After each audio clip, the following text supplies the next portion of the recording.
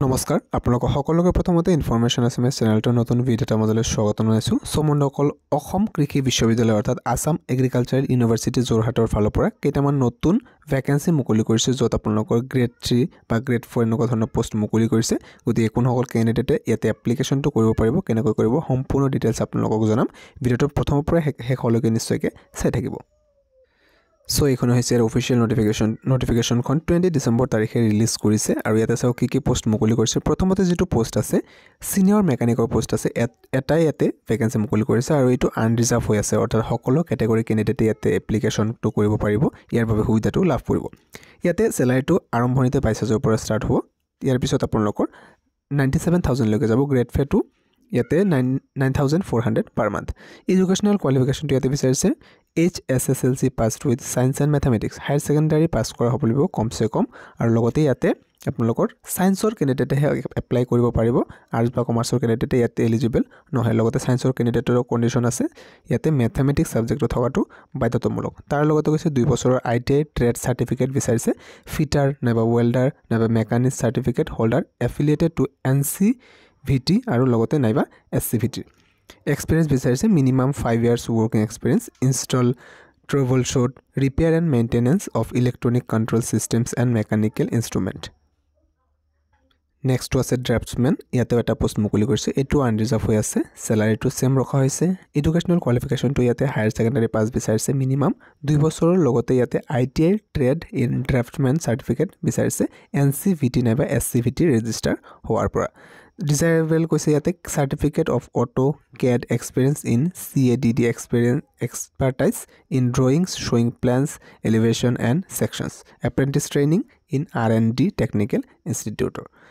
next to কৈছে ইয়াতে name of the post junior administrative assistant এটা vacancy আছে আৰু এটো আপোনালোকৰ ST planned area candidate বাবে ৰিজাৰ্ভ আছে initial pay to 14000 পৰা ষ্টাৰ্ট কৰি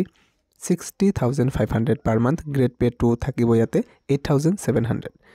essential qualification to বিচাৰিছে minimum educational qualification to ইয়াতে বিচাৰিছে bachelor degree পাস কৰা হ'ব লাগিব science arts নাইবা কমাৰ্চৰ পৰা অৰ্থাৎ BA যিসকল কৰিছে নাইবা BSc যিসকল কৰিছে নাইবা BCom যিসকল পাস কৰিছে যিকোনো ইউনিভাৰ্চিটিৰ পৰা তেওঁলোকে ইয়াতে এপ্লিকেশনটো কৰিব পাৰিব কিন্তু ইয়াতে কৈছে ডিজাইৰেবল যিসকলে মানে ইয়াতে আপোনালোকৰ লগতে কম্পিউটাৰ সাৰ্টিফিকেটটো বিচাৰিছে ডিপ্লোমা নাইবা যিকোনো আপোনালোকৰ 6 মান্থ বা মেবি 1 ইয়াৰ টু হলেও বা 6 মান্থ টু হলেও হৈ যাব নেক্সট ইয়াতে ল্যাবৰেটৰী এসিস্ট্যান্ট গ্ৰেড 3 পোষ্ট ইয়াতে দুটা পোষ্ট মুকলি কৰিছে যেটো আপোনালোকৰ ল্যাবৰেটৰী এসিস্ট্যান্টৰ গ্ৰেড 3 ইয়াতে এটা আনৰিজাৰ্ভ হৈ আছে অৰ্থাৎ সকলো ক্যাটাগৰী ক্যান্ডিডেটে ইয়াৰ সুবিধাটো লাভ কৰিব বাকিটো যেটো এটা পোষ্ট আছে এটো ST প্লেন এৰিয়া ক্যান্ডিডেটৰ বাবে ৰিজাৰ্ভ কৰা আছে টোটাল দুটা পোষ্ট আছে ইয়াতে 14000 পৰা ষ্টাৰ্ট কৰি 60000 per month salary তাৰ পিছত কৈছে grade pay 8700 per month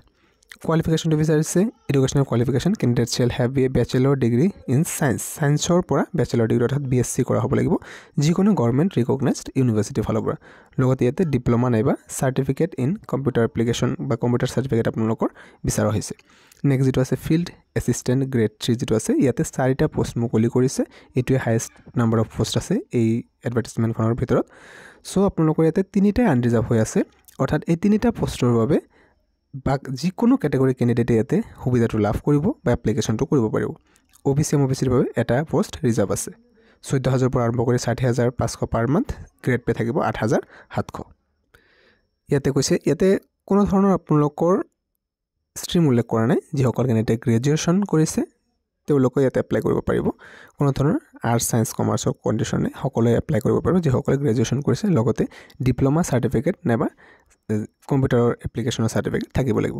next যেটো আছে ল্যাবৰেটৰী এটেন্ডেন্ট গ্ৰেড 4 পোষ্ট এটা আছে আনৰিজাৰ্ভ হৈ আছে সকলো ক্যান্ডিডেটে সুবিধাটো লাভ কৰিব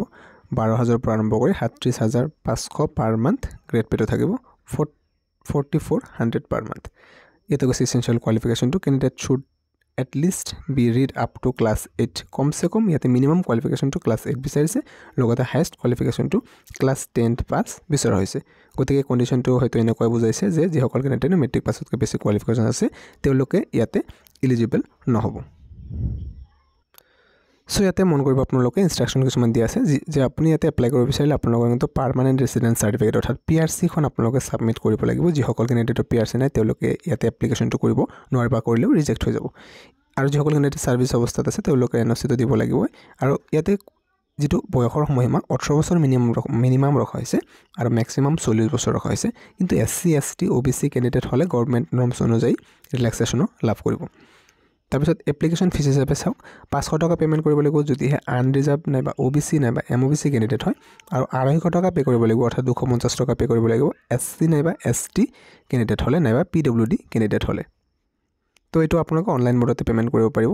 এটো কৈছে চাওক ডিসকোয়ালিফিকেশন ফৰ এপয়েন্টমেন্ট যদিহে কোনোবা ক্যান্ডিডেটৰ পাৰ্মানেন্ট ৰেসিডেন্ট সাৰ্টিফিকেট অৰ্থাৎ পিএসসি নাথাকে তেওঁলোকক ডিসকোয়ালিফাই কৰি দিয়া হ'ব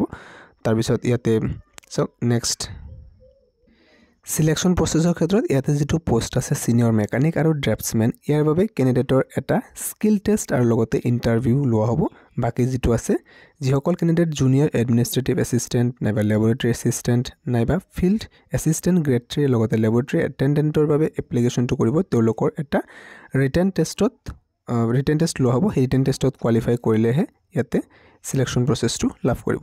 ইয়াতে এপ্লিকেশন প্ৰসেসটো ইতিমধ্যে আৰম্ভ হৈ গৈছে আৰু এটো আপোনালোকৰ লাষ্ট ডেট ৰখা হৈছে 20 জানুৱাৰী 2025 লৈকে আবেলি 4 বজাৰ আগলৈকে ইয়াৰ যিখন নোটিফিকেশন আছে ইয়াৰ লিংকটো আপোনালোকে ডেসক্ৰিপচনত লাভ কৰিব লগতে অনলাইন এপ্লিকেশন কৰাৰ লিংকটো ডেসক্ৰিপচনত লাভ কৰিব যিসকল ক্যান্ডিডেট ইয়াতে এলিজিবল আৰু ইন্টাৰেস্টেড হয় এপ্লাই যদি কৰিব বিচাৰে নিশ্চয়কৈ কৰিব পাৰিব আপোনালোকে প্ৰথমতে ডাউনলোড কৰি নোটিফিকেশনখন এবাৰ ভালদৰে পঢ়ি চাব আৰু যদি কিবা বুজি পোৱাত অসুবিধা হৈছে আপোনালোকে কমেন্টত জনাব পাৰে ভিডিওটো ইমানে আছিল যদি ভাল পাইছে নিশ্চয়কৈ লাইক এটা কৰি ৰাখিব প্ৰথমবাৰ যদি চেনেলটোত ভিজিট কৰিছে আগন্তুক নোটিফিকেশন পাই থাকিবলৈ নিশ্চয়কৈ সাবস্ক্ৰাইব কৰি কাষত থকা বেল আইকনটো প্ৰেছ কৰিব পুনৰবাৰ এটা নতুন ভিডিওত লগ পোৱাৰ আশাৰে আজিলৈ ইমানে সামৰিছো ধন্যবাদ